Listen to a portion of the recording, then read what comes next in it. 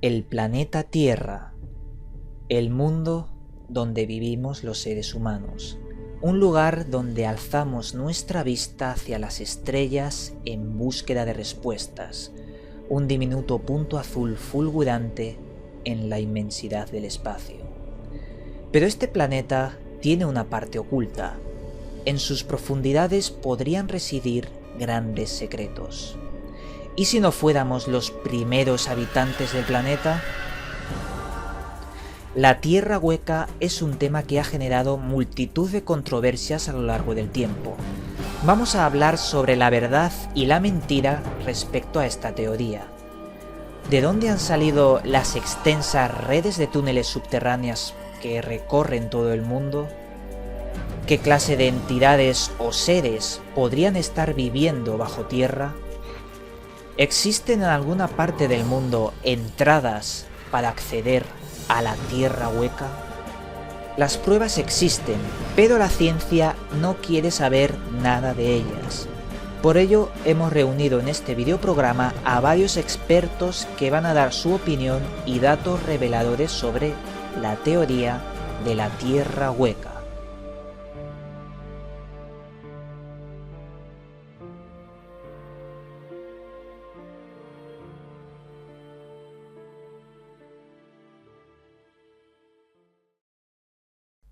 En primer lugar, vamos a presentar a nuestro primer investigador, que nos va a dar su opinión personal y también va a aportar datos muy interesantes sobre la teoría de la Tierra hueca.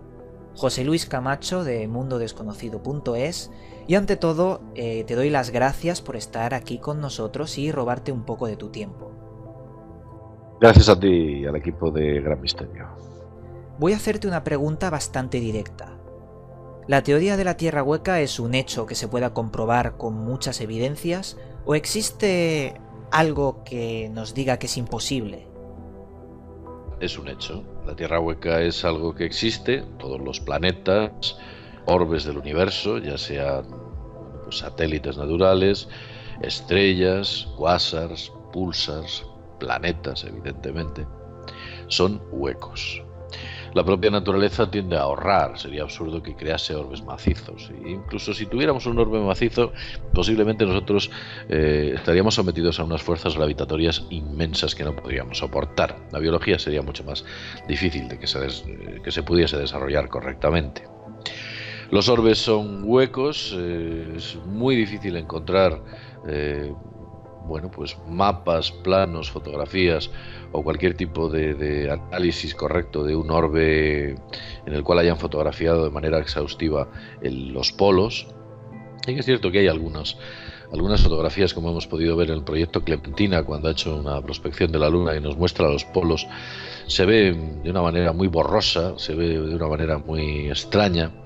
Y bueno, pues no es la primera vez que la NASA parece ser que aquello que ve lo interpreta de otra manera totalmente distinta a lo que realmente es, si no directamente lo cambia, como si hay testimonios al respecto. Sí.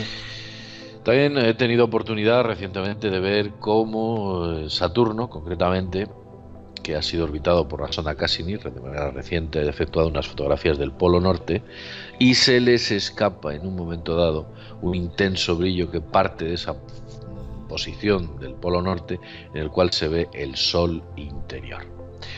Porque todos los orbes son huecos, tienen un Sol interior que no es estático, tiene un movimiento pendular, como un péndulo, una especie de péndulo de Foucault dentro del propio orbe. Y desde luego ese movimiento lo que genera es que dentro de la Tierra hueca existan climas y existan estaciones, como por supuesto existen en la parte exterior de la Tierra.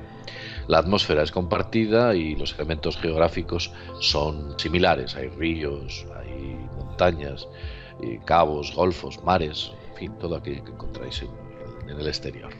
Me gustaría preguntarte sobre los parches que de alguna forma nos meten en los polos de cualquier planeta. Si miramos por ejemplo en Google Maps, veremos cómo han incluido un parche. Hay un parche desde el paralelo 80, me parece. O sea, ni te imaginas, quiere decir que se han comido 2.000 kilómetros de radio, 4.000 kilómetros de diámetro, en el cual, bueno, pues presuntamente no hay nada. Te cuento. Los parches comenzaron a salir allá por los años 70 y la NASA, cuando les preguntaban a qué era debido esa zona oscura, redonda y perfectamente redonda, ellos respondían a que el planeta o aquello que estaban fotografiando, como orbitaba, creaba una zona de sombra, y esa zona de sombra, bueno, pues ellos sencillamente la eliminaban con un parche negro. Lo cual es absurdo y, por supuesto, anticientífico. Quiero decir, si hay una sombra, deja la sombra, se analiza la sombra y forma parte del propio orbe. Pero es que eso lo hace de manera constante. Lo podemos encontrar también en Marte, lo podemos encontrar, por supuesto, en la Luna, en la Tierra y en aquellos orbes que han intentado fotografiar. Por supuesto, el Sol, no tenemos los polos del Sol, pues porque es un astro que no ha sido, en el cual no ha habido ningún tipo de observación norte ni sur, pero el procedimiento es exactamente el mismo, ocurre exactamente lo mismo. Mira, JL, en este punto me gustaría poner un fragmento de un vídeo que hicimos hace un tiempo explicando sobre los parches que se han realizado en tiras, un punto clave y muy importante sobre este tema.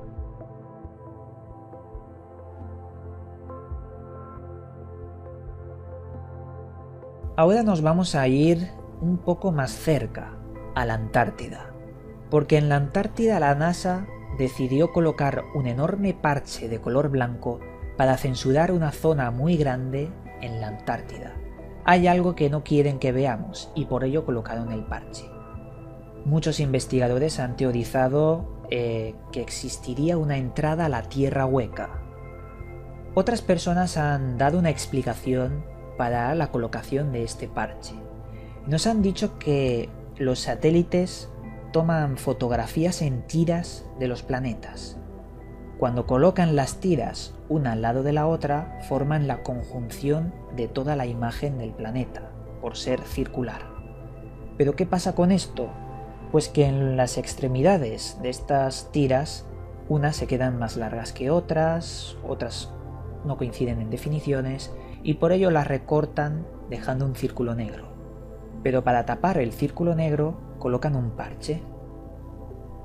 Es una explicación bastante buena, pero tiene muchos fallos, ya que el parche colocado en la Antártida no coincide con el centro exacto del eje central de nuestro planeta. Estarían censurando una parte cercana al centro, y además hacer fotografías en tira de nuestro planeta Tierra no tiene sentido, ya que ¿cuántos satélites y cuántas fotografías se han tomado de nuestro planeta? Las suficientes como para crear una fotografía en conjunción de la Tierra sin errores. Una fotografía en HD que contenga multitud de detalles. Por ello creemos que las tiras no funcionan esta vez para explicar este parche. Y además os doy otra pregunta. ¿Por qué colocan un parche de color blanco en vez de fotografiar una zona y colocar un parche pero con la fotografía de la zona? Esto sería mucho más lógico. Lo cierto es que lo tenemos en la Antártida, también en el Polo Norte, en el Ártico y también en todos los hemisferios de todos los planetas que han sido fotografiados. Aquí estáis viendo a Saturno, también tiene un parche. En definitiva, creemos que es muy posible que todos los planetas tengan cavidades en sus hemisferios para poder entrar. Y nos lo han censurado de forma descarada. Mira, yo voy a proponer, efectivamente, Sí. te cuento. Yo propongo a aquellos que están oyendo esto que busquen las rutas de los satélites alrededor del Polo Norte y Polo Sur y verás cómo dejan un enorme espacio justo en el punto más norte y en el punto más sur. ¿Por qué dejan ese espacio? Pues muy sencillo, porque hay una gran oquedad en la cual la gravedad no se comporta de manera correcta y desde luego perturbaría la órbita correcta de los satélites. Es por ello que si acudís a un mapa, yo en algunas ocasiones lo he podido presentar y se ve claramente como no solo los aviones, sino que los propios satélites tienen prohibido sobrevolar los polos debido sencillamente a eso, a la aberración magnética y por supuesto la aberración gravitatoria que se producen en esos puntos en concreto. Otra de las cuestiones que más se ha planteado sobre la Tierra hueca sería pensar en si el orbe la Tierra entera fuera hueco o sería un conjunto de muchas galerías huecas? Bueno, aparentemente y según ciertos estudios, efectivamente en el subsuelo existen un montón de galerías huecas, en muchas ocasiones producidas por la propia geología de la Tierra en su proceso de formación. Ha dejado esas oquedades debido a pues los movimientos volcánicos, la era en la cual la formación de la Tierra generó que esas capas tectónicas y esos movimientos produjesen esas grandes oquedades y esas capas no quedasen totalmente compactadas, sino que esas capas quedan con enormes, inmensas oquedades, inmensas redes de túneles por donde se escapa el aire, el agua y todos esos movimientos geológicos de los fluidos. Y por supuesto esas oquedades perduran. En algunas zonas están a una profundidad, pero en otras zonas están de manera muy superficial. De hecho hay leyendas que hablan que existen cuevas con las cuales prácticamente se puede recorrer todo Sudamérica, o cuevas que van desde la isla de Malta hasta la capital de Roma, llega hasta la península itálica, o cuevas, por ejemplo, en Turquía, que parece ser que hay una red de túneles, cuevas y ciudades que son absolutamente inmensas, se han aprovechado parcialmente de elementos geológicos y parcialmente de construcción humana. Todo en sí nos da a indicar de que efectivamente existe una importante red de túneles. Debajo de esa red de túneles puede que exista una compactación importante para posteriormente existir unos 1000 kilómetros en los cuales aparece la corteza interior de la Tierra.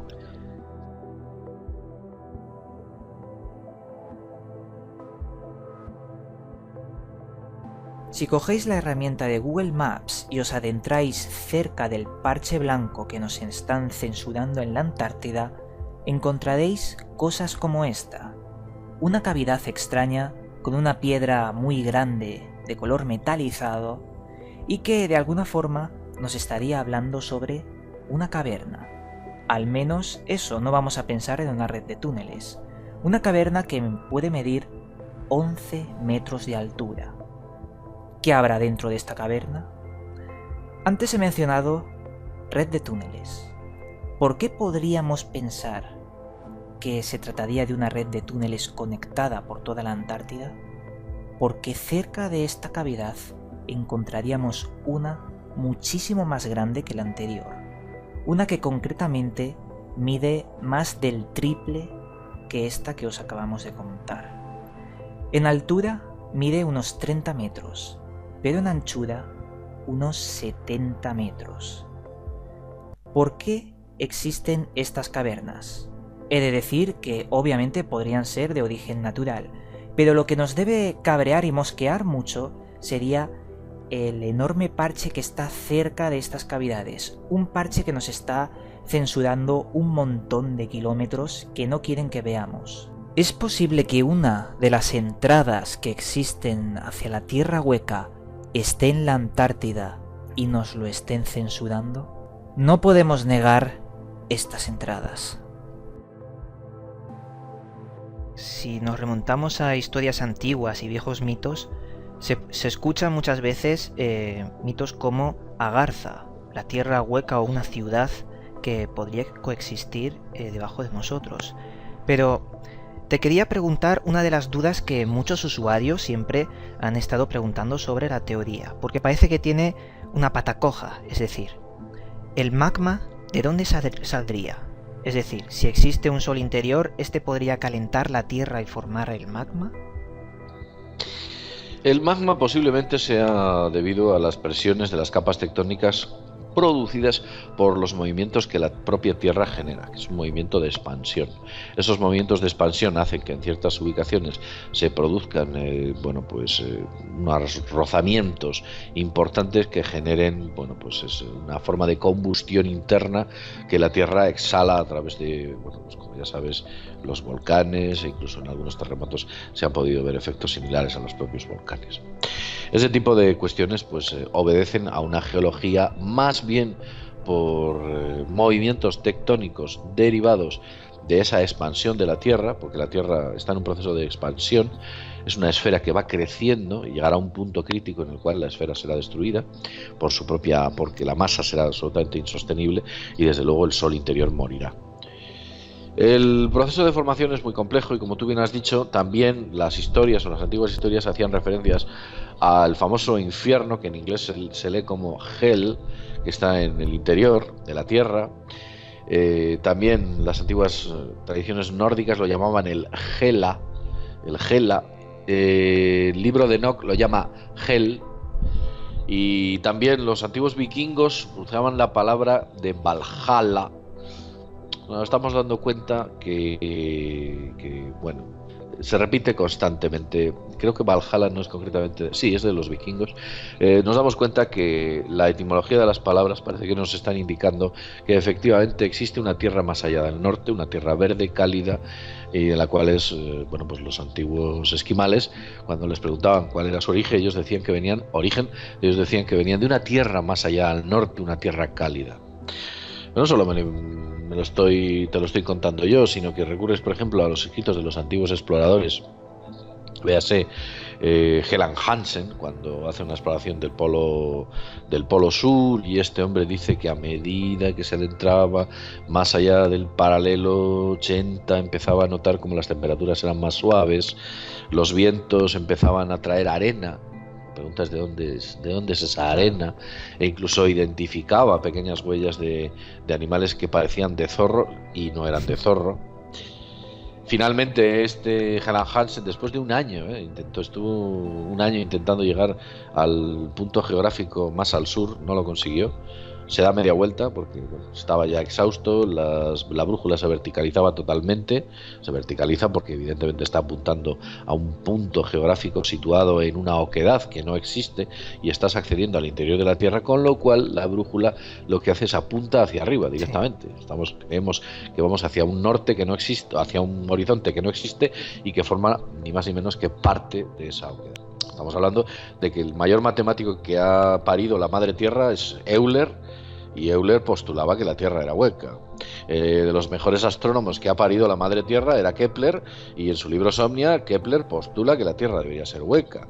O sea, las mejores mentes de la historia hablaban de que la Tierra tenía que ser obligatoriamente hueca. Ellos no entendían otra forma de orbe. Exacto. Es como si aquel conocimiento antiguo, que parece que los antiguos tenían más saberes que nosotros, ha ido censurándose poquito a poco en el tiempo, y ahora tenemos a cuentagotas pequeñas teorías que podrían ser muy revolucionarias. Te doy las gracias por habernos ayudado a complementar este documental sobre la Tierra hueca, y animo a todo el mundo a que visite los videoprogramas de Mundo Desconocido. Muchas gracias, José Luis. Gracias a ti y al equipo de Gran Misterio.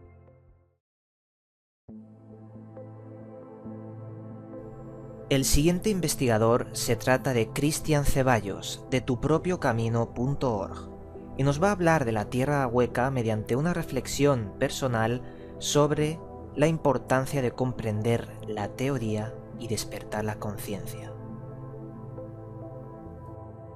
Ante todo, Bebe, agradezco nuevamente que cuentes conmigo para un proyecto dentro de tu espacio, y además, como es en esta oportunidad, un proyecto tan importante y tan lindo de ser tratado, como es el de la Tierra hueca. Recuerdo mi primer contacto con el tema, aún sin saber qué era el tema, cuando de niño llegó a mis manos un libro de Julio Verne que hablaba de la vida dentro de la Tierra, de un mundo perdido dentro de la Tierra, ¿no? En esa introspección. Luego, bueno, por el devenir de las propias investigaciones y los enfoques que uno aprende a tomar en cada tema, entiendo que hoy en día la mejor óptica para tratar este tema no pasa tanto por si existe o no la Tierra hueca como tal, sino lo que eso representa en tu vida, en mi vida y en la vida de cada uno de nosotros, aplicado a lo cotidiano. O sea, poner ese mito de la tierra hueca dentro de cada uno de nosotros y aplicarlo. El ser humano ha tenido que aprender a transmitir su sabiduría de una manera que perdure en el tiempo, una manera que ni la erosión del viento ni de los elementos naturales cualquiera sea la afecte. O sea, algo que trascienda el papel, la piedra y hasta el relato oral. Y el lugar que encontró el ser humano para transmitir esa sabiduría original de esa religión primigenia, esa que pone al ser humano como valor central, esa que te enseña a contactarte con lo divino en ti, es la que a través de la simbología se expresa.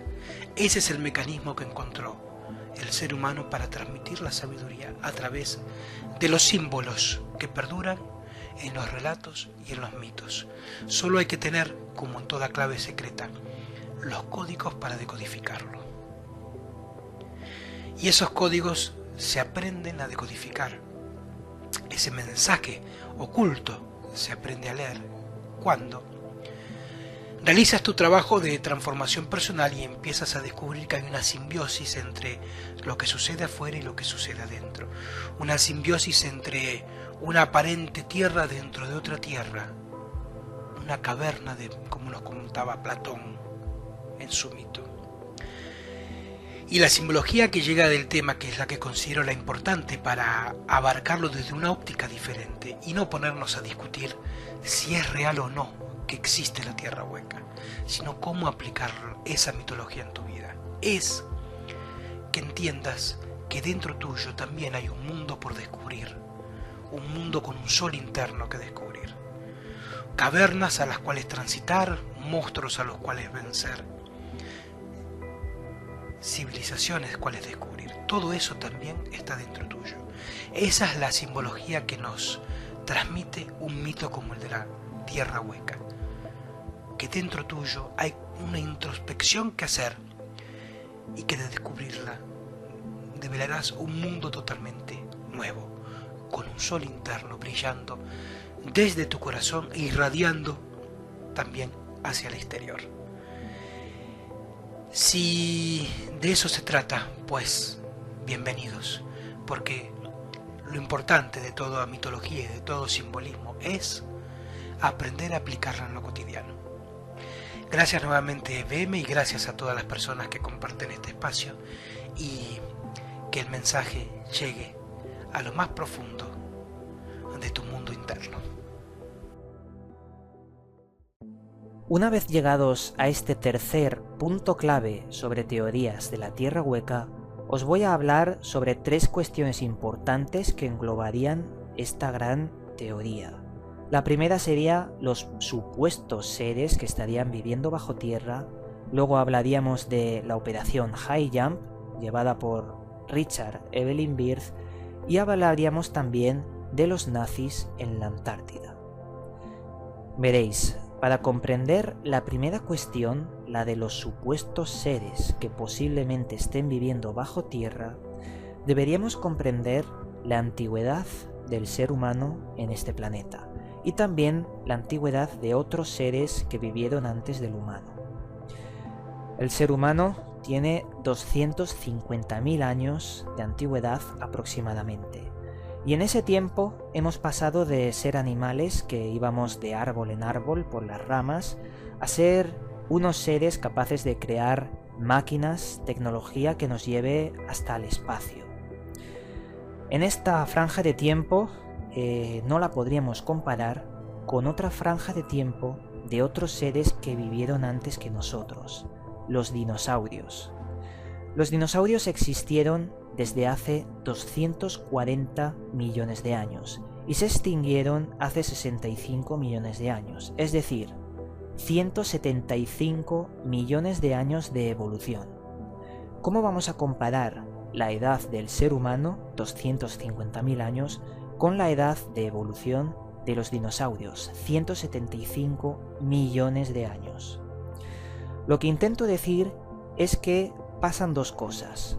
O bien han manipulado al homínido para evolucionarlo de forma rápida a lo que somos hoy, y aquí estaríamos hablando de teorías de manipulación genética en la antigüedad, o bien los dinosaurios en estos 175 millones de años evolucionaron más de 15 veces superiores a nosotros. Es decir, pudieron salir del planeta, pudieron hacer grandes civilizaciones, pudieron hacer muchas más cosas que nosotros, y la teoría aquí empezaría diciendo que a lo mejor estas civilizaciones estarían dentro del planeta, intraterrestres.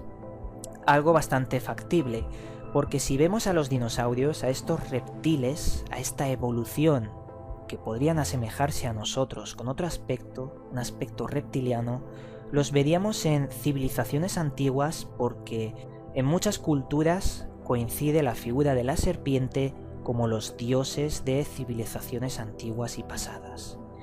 Estos reptiles evolucionados podrían venir del tiempo de evolución de los dinosaurios. Supuestamente, son teorías que pueden parecernos bastante lógicas si las pensamos sobre los términos en tiempo de evolución. Pero claro, ¿dónde están sus civilizaciones? ¿Dónde está toda su tecnología? Podemos encontrar los OPARTs, objetos fuera del tiempo que expliquen las civilizaciones intraterrestres, pero tenemos muy pocos de estos. Por lo tanto, deberían tener civilizaciones dentro de la Tierra. Un dato curioso son los ovnis. Los ovnis que la ufología intenta explicar y darle una explicación a lo largo del tiempo, que están haciendo cosas raras en nuestro planeta. Y cosas raras se entienden por entrar dentro de volcanes, entrar dentro de lagos, entrar en el interior del mar. ¿Por qué hacen esto? ¿Por qué utilizan nuestra geografía? Porque a lo mejor están utilizando estos puntos para entrar dentro de la Tierra. Un caso muy reciente es el volcán Popocatépetl en México, un volcán que ha recibido más de 20 grabaciones sobre objetos extraños que se meten dentro del volcán, objetos luminosos bastante grandes y muy rápidos. Un volcán que la ufología tiene ojo a visor porque es uno de los lugares más concurridos sobre fenómenos ovni. Y no es el único volcán donde estos ovnis entran. Es decir, es posible que los ovnis utilicen los volcanes para adentrarse dentro de la Tierra, donde tendrían civilizaciones muy grandes construidas hace 175 millones de años de evolución, que tienen los dinosaurios que posiblemente evolucionaron en algo como nosotros. ¿Es posible que nosotros seamos un experimento de ellos? Esta teoría sé que puede sonar muy loca, puede sonar bastante extraña, muy alocada, pero os aseguro de que si pensamos de forma lógica podemos encontrar varios axiomas que nos lleven a investigar sobre ello y nos lleven a encontrar evidencias como los OPARTs que os he dicho antes y demás. Ahora os voy a hablar de la operación High Jump, llevada por Richard Evelyn Byrd. El señor Evelyn fue un almirante muy famoso en la época porque fue el primero en cruzar en avioneta los polos. Este señor, hay que decir que tiene un rango militar bastante importante, además de tener muchas medallas de honor. Richard Evelyn Byrd tenía siempre un diario donde él anotaba todas sus expediciones, todo lo que hacía, y era un diario bastante importante para él. Pero lo que se encontró en su diario fue una historia que nadie podía comprender. Relataba cómo en los años 38 este señor realizó una operación que se llamaba Operación High Jump, en la cual llevaría tropas estadounidenses a realizar lo que ellos dijeron ejercicios de mantenimiento, ejercicios militares en la zona. Lo que él relató fue encontrarse una gran cavidad en medio de la Antártida por donde surgía vegetación, calor y unas enormes galerías. En este diario, Richard Evelyn Byrd afirma haberse adentrado en las profundidades de estas cavernas y obtener aparte de que su brújula se volvía loca, un agradable clima, un clima de unos 10 grados, algo que no coincide con nada que hayan visto los satélites. Por ello, tras esta expedición, Richard Evelyn Byrd, que tenía, y es bastante importante, un alto cargo militar, afirmaba que la Tierra debería ser hueca. ¿Qué pasó con Richard? Pues que con el tiempo fue desprestigiado, abandonó o le hicieron abandonar el régimen militar y además su diario fue confiscado.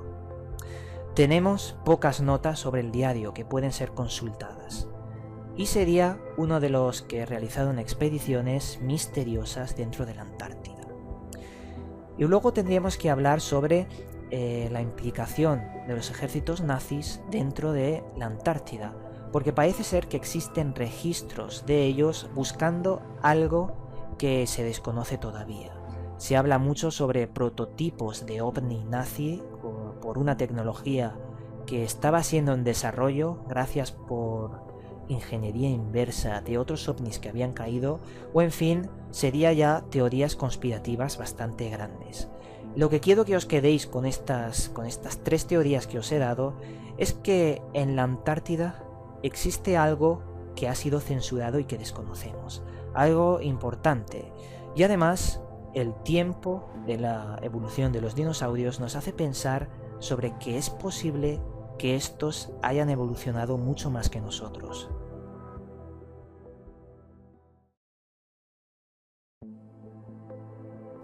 El cuarto punto clave nos lo va a dar el arrecife y va a hacer una perfecta analogía sobre las pruebas de perforación que se tienen sobre la corteza terrestre. Cada vez que hablamos de la teoría de la Tierra hueca, siempre caemos en la tentación de vincularlo a teorías conspirativas. Y yo creo que es un error. Creo que debemos de tomarnos el tema de una forma más seria y más científica. Lo que se sabe actualmente del interior de la Tierra son teorías y como tales tienen que demostrarse y tienen que comprobarse. ¿Y cuál es la mejor forma de comprobar algo? En este caso sería perforar la Tierra y ver qué se encuentra realmente bajo nuestros pies. El problema, de todos conocido, la distancia que nos separa del centro de la Tierra son más de 6.200 kilómetros. Y de esos 6.200 kilómetros, lo único que ha sido capaz el hombre de perforar son 12 kilómetros. Solamente 12 kilómetros, que son los que se ha llegado a perforar en la cueva de Kolan, en Siberia. Y estos 12 kilómetros representan, ni más ni menos, el 0,1% del camino que nos separa del centro de la Tierra. Y sin embargo, en tan solo 12 kilómetros se han encontrado cosas con las que no se contaban. Una de ellas muy llamativas. Bajo una capa de roca impermeable se ha encontrado agua. Agua que tiene que provenir forzosamente del interior de la corteza terrestre. La segunda cosa que se ha encontrado, el segundo hallazgo que ha llamado la atención, es encontrar una especie de fango con un alto contenido en hidrógeno. Hallazgo que tampoco estaba contemplado en las posibles composiciones y descubrimientos que se encontrarían en dicha perforación. Por tanto, lo que nos preguntamos desde el arrecife es si en tan solo un 0,1% se han encontrado 2 hallazgos sorprendentes. ¿Qué pasaría si llegáramos a perforar 120 kilómetros? ¿Qué nos encontraríamos? ¿Y si en vez de 120 fueran 1200? ¿Y qué pasaría si una tecnología pudiera capacitarnos para que dicha perforación llegara a los 6.200 kilómetros? Dudo mucho que no se repitieran sorpresas como la del agua, la del hidrógeno y otras que podrían fundamentar la teoría de la Tierra hueca.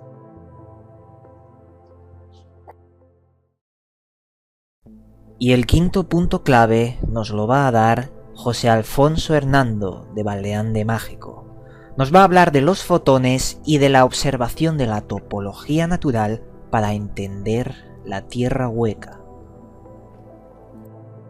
Hola Iván, saludos y vamos a intentar explicarte el modelo que propone la teoría del todo de Valdeán de Mágico para visualizar el por qué pensamos que el planeta Tierra está hueco por dentro. Hemos llegado a él partiendo siempre de la base de que el complejo de pirámides de Giza era un centro de monitorización de datos físicos de la Tierra. Y para poder monitorizar esos datos físicos, pues necesitamos entender cómo funciona, digamos, todo el universo. Para ello, nosotros nos olvidamos de la física de partículas, nos olvidamos de la mecánica cuántica y normalmente nos centramos solo en topología. Partimos de la base de que somos diseño inteligente y nada más, con lo cual la base del diseño inteligente es simplemente pulsos, ¿vale? Lo que nosotros llamamos ifotones. Ifotones es porque llevan una parte de energía, poca, no es muy importante, y mucha parte de información.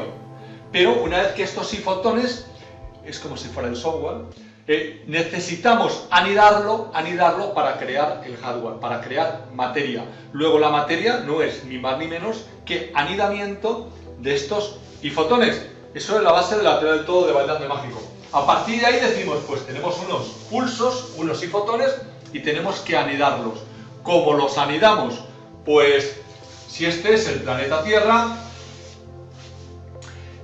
partimos de la base de que las autopistas de la información que están en el universo nos llegan, la más cercana a otros es el Sol. Luego por aquí nos están llegando muchos ifotones, lo vemos con nuestras antenas de los ojos, ¿vale? Todos esos pulsos de luz. Lo que pasa es que solo somos conscientes quizás de la energía. La información es lo más importante, pero va a nuestro inconsciente. El caso es que llegan esos ifotones y el planeta Tierra es un doble toroide. Son absorbidos por el polo norte y por el polo sur principalmente. Entonces se crean lo que se llaman los cinturones de Van Allen. Los cinturones de Van Allen no es ni más ni menos que con lo que se atrapan estos ifotones que nos van llegando. Pero por estos cinturones se caracterizan porque van girando hasta llegar al polo norte. Van girando y se van acelerando, ¿vale? Luego todas esas partículas al final llegan casi a la velocidad de la luz en los polos. Por eso lo vemos, por eso vemos las auroras, grandes cantidades. El caso es que cuando llegan al polo norte, esto absorbe en un sentido, polo norte, y el polo sur absorbe en el otro sentido. Los dos absorben. Las partículas que van por el exterior, es digamos los electrones, la ciencia los llama negativo, giran en un sentido y entran. Pero algunas que van en el sentido contrario, pues resulta que ¿qué pasaría? Serán rechazadas. Van hacia afuera. Esas que van rechazadas en el sentido contrario entran en el otro cinturón que va por dentro, que es lo que llamaríamos protones, ¿vale? La parte positiva, no es positiva ni negativa, simplemente giran en otro sentido. Irían en otro sentido y entrarían por el polo sur, ¿vale? Esta es la topología del planeta Tierra según la teoría del todo de Valdeán de Mágico. A partir de que son absorbidos por el polo norte y por el polo sur, es fácil entender, pues, el HARP. Cuando hablamos del HARP, de cómo lo único que hacen con el HARP es variar este flujo, es como si fuera el micrófono que yo al hablar varío el flujo que pasa por ahí, ellos varían este flujo, llegaría al centro de la Tierra, aquí colapsa, sale por el exterior y aquí, en Perú, en Cajamarca, pongo un altavoz y escucho, ¿vale? Luego tengo un sistema de comunicaciones que lo puedo utilizar con el HARP o que nosotros tendríamos que con la pirámide de Keops hacían eso, monitorizar aquí. Por eso proponemos que las líneas de Nazca no eran ni más ni menos que el sello identificativo de la trama que salía al espacio. Entendemos también aquí que todo es absorbido y llega al centro de la Tierra. si llega al centro de la Tierra, podemos entender por qué el petróleo lo consideramos una energía renovable, ¿vale? Porque el CO2 es expulsado, pero vuelve a entrar por los poros, llega al centro, colapsa y se crea ahí al colapsar algo nuevo, una materia nueva, que es lo que llamamos crudo. O lo mismo pasa con el agua. O incluso decimos cómo aquí se forma, lo que no tenemos teoría de los croissants, cómo se forma ahí, como si fuera una oreja, que es por donde oyen, pero con una forma de croissant, con lo cual puedo mantener constante el eje del planeta Tierra. Por eso decimos, todo está controlado. También entendemos así de cómo dibujarían los círculos de las cosechas, ¿vale? Autopistas de la información, entra, sale. Bien, ahora bien, el planeta es hueco. ¿Por qué sabemos que es hueco? Porque estudiando la topología, pues simplemente cogemos modelos. ¿Cuál es el modelo más parecido al del planeta Tierra? La manzana. La manzana, si observamos por el polo sur, por ejemplo, la forma de fuera, vamos a ver, si ahora la cortamos por el centro, de que esa misma forma que tenemos aquí es la que vamos a ver dentro, que es hueca, lo que pasa es que en 3D, ¿vale?